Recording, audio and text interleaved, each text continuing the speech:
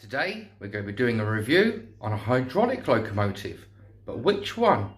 Roll the intros.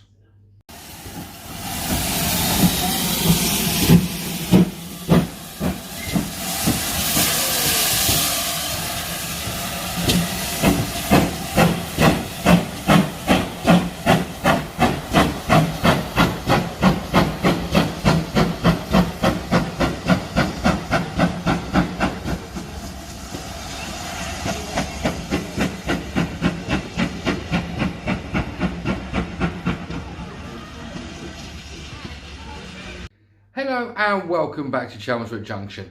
I'm Peter. Today we are going to be taking another Loco review and taking a look at the history and a look at the Loco that I have purchased recently. Now, as the title would suggest, this is a Class 43 warship, not a 42, a Class 43.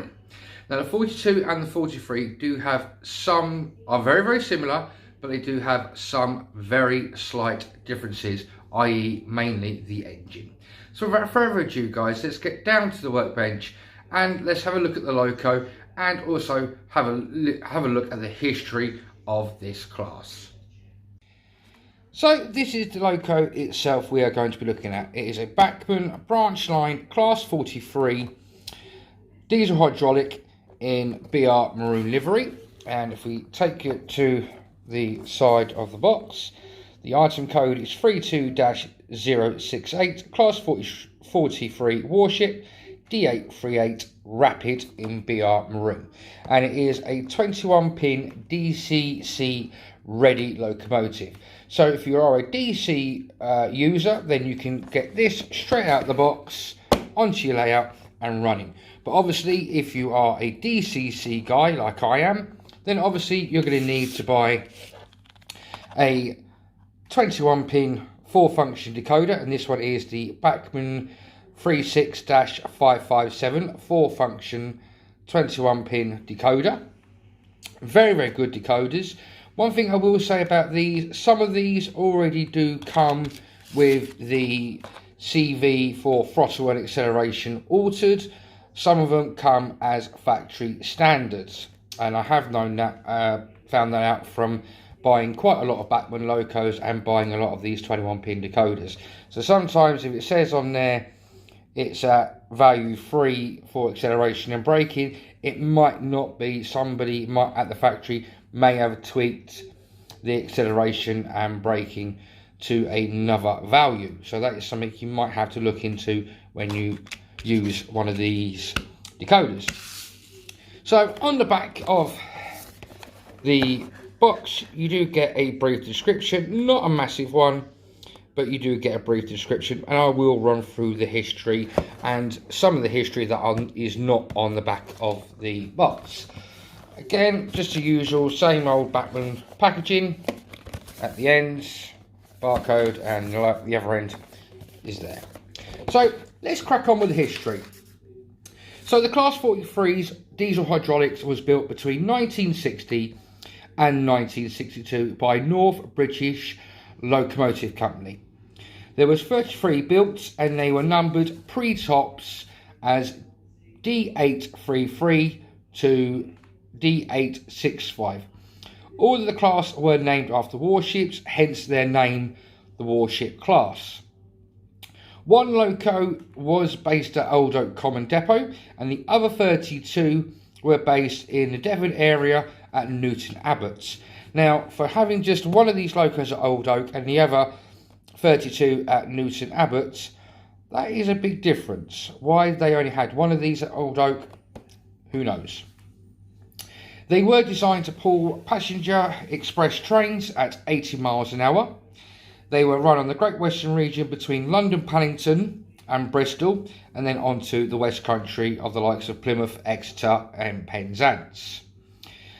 The Class 43s entered service between 1960 and 1962 and were all withdrawn from service between 1969 and 1971. So some of these actual locomotives were not even 9 years old before they were withdrawn from service. 3 of the class were involved in accidents. The first one was in August 1962, number D833 Panther in Torquay in Devon, where 23 people were injured and luckily no fatalities. The second happened in January 1967, number D864 Zambezi at St Anne's at Bristol. There were no records of any injuries or deaths. It was just merely, I believe, the train ran into the back of another one. The third and final one was unfortunately the worst for this class. The third happened in September 1967 at Didcot, and the engine number was D853 Thruster, causing 1 death and 23 injured. All 33 of the class were withdrawn from service, with the first 3 withdrawn in 1969, and the other 30 were finally withdrawn from service in 1971. None of the class have ever been preserved, which I think there are class 42s that have been preserved across the UK, but like it said, none of the class 43s have been preserved. Why that is, we don't know, but obviously I think because of the very similar circumstances between the 43s and the 42s, and the only real difference was the engines, that is possibly why that the people favoured the class 42s. The reason for such an early withdrawal of these locos and the class 42s was because British Rail wanted to standardise their railway, and with the Great Western they had the class 42s, the class 43s, they had the Hymex, and also they had the Westerns. British Rail wanted to standardise the whole of the network to the exact same standard, so they got rid of all the diesel hydraulics and replaced them with the Type 4s of the class 47s and classes of class 37s and the like. So that is the history of this locomotive, and this one is, like I said, it's D838, and this one is called Rapid. So without further ado, guys, I'm going to get it out of the box and we'll have a look at the engine itself. So as you can see, I have removed the outer cardboard packaging and the top part of the plastic ice cube. So what do you get inside? Well, the usual application for the Bachmann Collector Club, warranty service request sheet, and product maintenance care. And I don't know who actually put this in there, but it should be, unfortunately, that way round. So you get the product care and the warranty. Then you also get the usual general care of the loco, body removal, where to fit all the extra details from the detailing pack, hints and tips for operation, decoder fitting, and on the back you also get an exploded diagram of the engine and all of its components. And it also gives you a little guide here of the steps that you can put onto the side of the loco, and there's 2 types of steps within the detailing pack that you can put onto the side of the loco. Whether I'm going to do that, I don't know, because I don't like to really mess around with my locos. So that's the paperwork. So what do you get in the package, in the box with it as well? You get a nice little set of etched metal nameplates, and looks like some form of logo just there, and a absolute wealth of detailing parts there. You've got front valances, so if you want to take one of the couplings off the front ends and hide the NEM pocket, you could probably put that on. And you've also got all the usuals. You've got the steps in there, the 2 types like I just showed you on the package, on the leaflet. You've got all the brake pipes and all the linkages, and you've got, I believe, different types of horn or something going on in the pack there.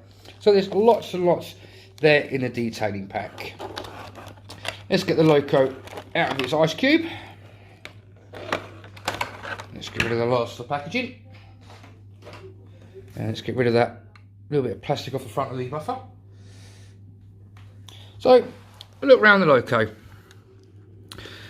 From the side, you can see all the lovely detailing parts on the bogies there. Hold on, guys, let me just get that bag off of me. Let's just stick it to my finger.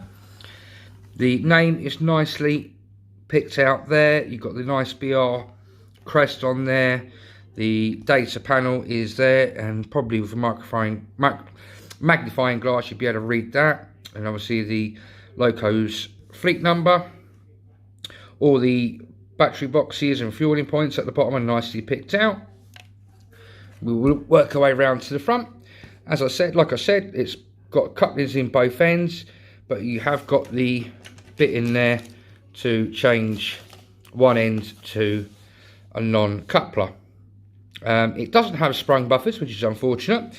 All the lamp irons are already fitted, and it's got really nice delicate metal handrails on the front. Windscreen wipers are very nice. They're like they're separately fitted. Looking at the roof, again, the fans are nicely picked out. You can see there's quite a bit of rivet detail on the top of there. So if you're going to weather this Loco, it's going to be a nice easy one to weather. On the two front ends, obviously, excuse me, you do have head codes. The front one, this end is 1858, and the other side is 1V83. Now, I know the number 1 means express passenger, but I'm not sure what the other digits are. I don't know what the V is, but I think 83 means like the actual number of the like say like the time of day is, you know, it's going down the line and what route it's on, etc. But that's something that you would need to obviously look up in the history books to find out what these codes were, so you can put a proper train together. Now, fitting the decoder to these, if I just get the instructions, it shows you just at the sides that there's, I believe, 2 screws, one in each corner there, and also I believe you've got dip switches there for the cab and tail lights, so you can turn the cab lights on and off. And if you're going to keep this permanently hooked up to a rake of coaches, you can turn the tail lights off.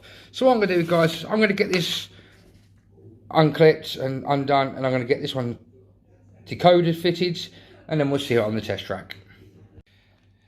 Now, I wasn't going to do a look at the inside of this Loco, guys, but one thing that I will say is once you do take the 2 screws out, which locate here and here from the underneath, there is 2 sets of wires there and there that you need to be wary of, because they are not that long. And also on the front, if I lift this up for you guys, there are 2 sets of 3 tabs there and there. So obviously when you're putting these Loco bodies back on, guys, you're going to need to make sure that these prongs attach to the base plates properly. Also, while I was inside and investigating, you can see 2 wires just there taped up. Now on the circuit board here, there's 2 little brass strips, and it's got SPK, which obviously is going to stand for speaker. So if you are going to retrofit this to DCC sound, this is going to be real simple. By the looks of things, there is a speaker already there, or what? Because why would they have 2 wires hanging there for? So I assume there's already a speaker there, or if not, it could be quite easily fitted. And then also all you'd have to do is just literally take the chip that you already have in there out and replace it with the sound chip. So that is a little look at the inside of this one, guys. And obviously, like I said, be careful. You can disconnect them out of these plugs. They are pretty easily to be disconnected, but just for easiness, just a quick decoder change. Take the blanket plate out and put a decoder in. Just lie at the side very carefully, but just be careful of these wires. So as you can see guys, the Loco is now been DCC fitted, and it's now been programmed by the ECOS ESU, and it is now ready to move. And this will be the first time that I've moved it, so hopefully it moves when I ask it to.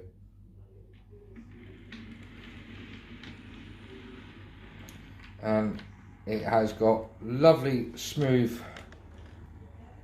slow speed control. Trying to actually get it to stall for you guys. It's absolutely crawling. I'm still turning the dial down. There you go, it's just stalled. So let's just turn the power up a little tiny bit and see what happens. Now I've got my ECOS programmed in at miles per hour, and that is supposed to be 1 mile per hour according to the ECOS. And as you can see, for the first what we would call speed step, that is running absolutely slow as you like. Very, very nice. Let's see if it stalls over the points. It shouldn't do because it's an electro frog. No, it's gone over that quite nicely. And as you can see, it's working its way down towards the main line. So I'll just switch it the other way, see what it does on the way back. See if it stays at that 1 mile an hour. Yep. Switching it at 1 mile an hour is absolutely perfectly fine. So speed step 1, you should get movement out of your new Loco. So there we have the new Loco programmed and running and ready to be going to service on its first train load. So that is the Bachmann Class 43 diesel hydraulic D838 Rapid in BR Maroon livery. Like I said, if you are a DC user, then straight out the box, plonk it on your track, it's going to work superbly.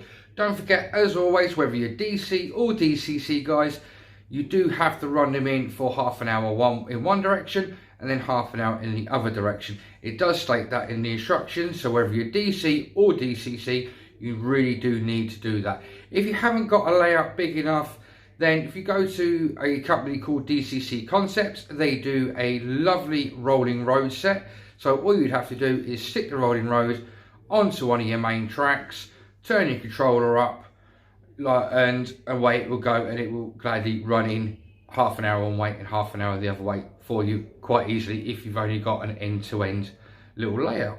So that's a good one. Would I recommend the Loco? I most definitely yes.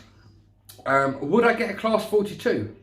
Probably I would, because I would like to get one in BR Blue, and I would like to get a Class 42 version to put alongside the Class 43 and see if there is any detail variances. Like I said, I think there's only the actual engine, because the Class 43 was actually made from a German design and they had a different engine to the Class 42s. I can't remember what the engines were called off the top of my head, but if anybody knows, then do drop a comment down below and let people know what the engines were called, either in the Class 43 or the 42.